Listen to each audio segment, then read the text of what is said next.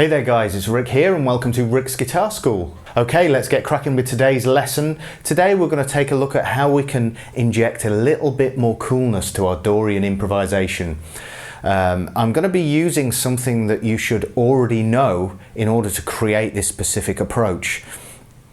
So it's always useful to keep that in mind when you apply this approach, because it makes life a whole lot easier if you're using something that you already know that's actually relatively simple. Okay, so let me explain it a little. What we're going to be doing is we're going to be taking the triads that belong in a major key. For instance, let's say D major. Well, in actual fact, that's the key that we're going to be needing because our backing track is in E Dorian. So this is the relative major scale or the parent major scale. And we need to know the triads within any major key, which are the sequence of triads: major, minor, minor, major, major, minor, diminished, because we're going to be needing that to create our chords with. Okay, and what we're going to do is we're going to alter one of the notes in each of those triads. We're going to take the third degree and lower it to play the second degree. So we are replacing each third in the triad with a second. What that gives you is a series of suspended sounding chords which give it a really fresh, cool vibe. And instead of actually improvising with chords, what we're going to be using is just those chords as a framework to create phrases and sequences and patterns with. And it can really, as I say before, inject a whole lot of coolness into your improvising. And it's really, really useful if you're still stuck in that 3-note per string rut that a lot of us get stuck in. So this will help you out a ton. So what I'm going to do is I'm going to take you through the triads, and then we'll change those that third degree, alter the third degree, and see how it sounds. Firstly, I'm just going to go through the triads on the 4th, 3rd and 2nd strings. You can do it on the lower strings as well, but I'm just going to stick with those strings. We're going to do the 3rd, 2nd and 1st as well shortly, but I'll show you these first. What we're going to do is we're going to start with the first available shape that we can apply it to, which is the triad, the 3rd triad in our key. So we're in the key of D major. We're actually in E Dorian, but as I said before, it's the parent scale is D major. So what we're going to be doing is we're going to be taking the 3rd triad, which is F sharp minor. Okay, that's our first triad. And what we'll do is we'll play each triad diatonically by step. So here's our 3rd, that's F sharp minor. The next one available will be the 4th, which is G. Then A, which is the 5th. B minor, the 6th. C sharp diminished, the 7th.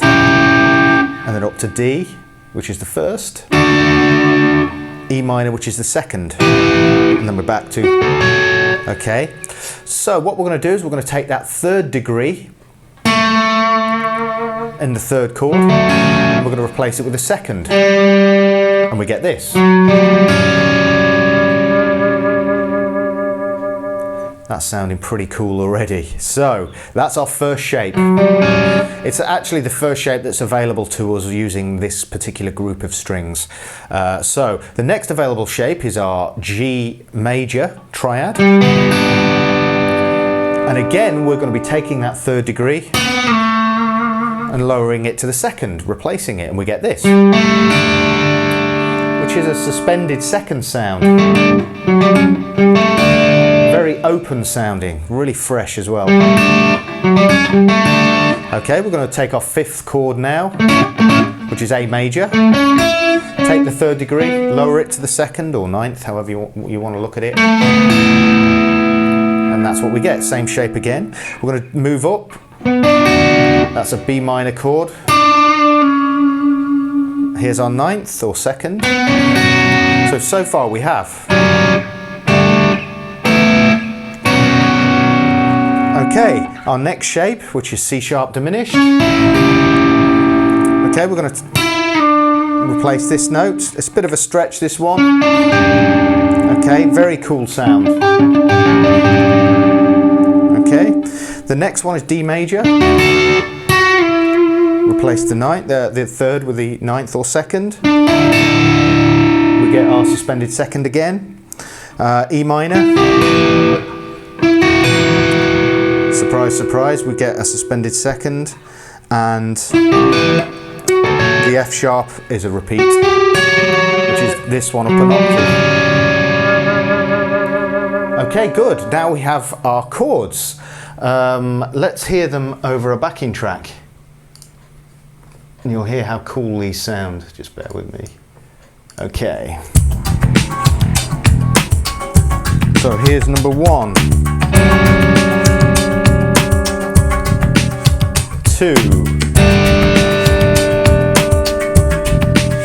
number 3, number 4,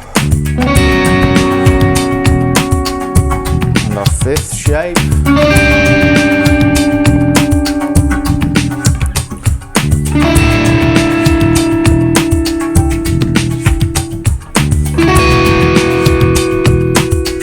Next one is the same as the first one, but up an octave. These also sound really good when you arpeggiate the notes.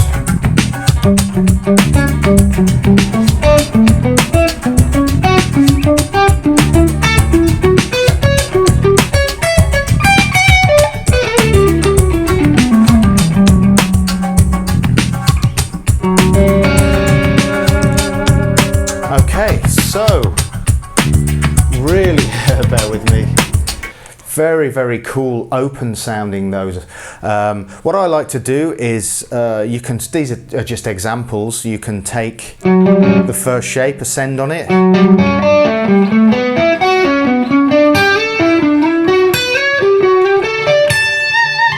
Like that kind of thing. That gives you a nice sequential pattern that you can use. You can do stuff like this as well.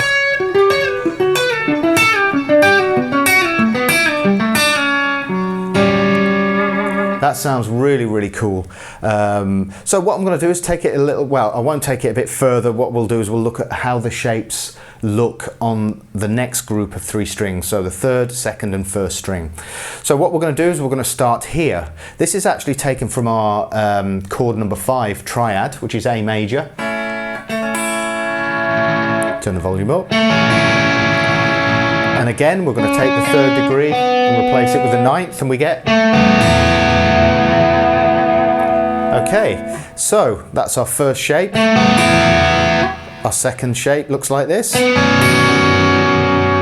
that comes from chord 6. Okay,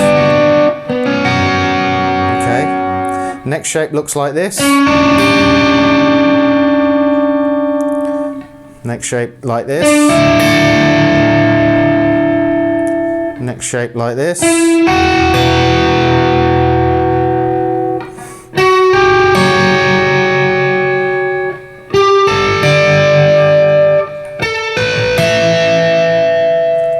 Okay, so I'll do that nice and slowly again.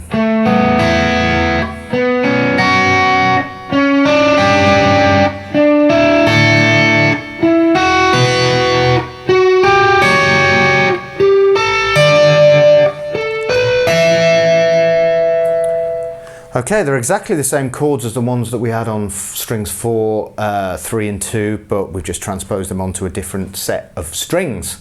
So these are really, really useful in opening up a new sound world to you when you're improvising, and it really, really takes your playing in a completely different area than it would with your regular 3-note per string shapes. So I urge you to explore this particular idea as much as you can, because you can start changing those notes within the chords that I've given you in a completely different way and come up with some brand new sounding stuff. So get exploring. Okay, I hope you've enjoyed this lesson. Stay tuned for the next one coming very soon. Okay, take it easy, guys.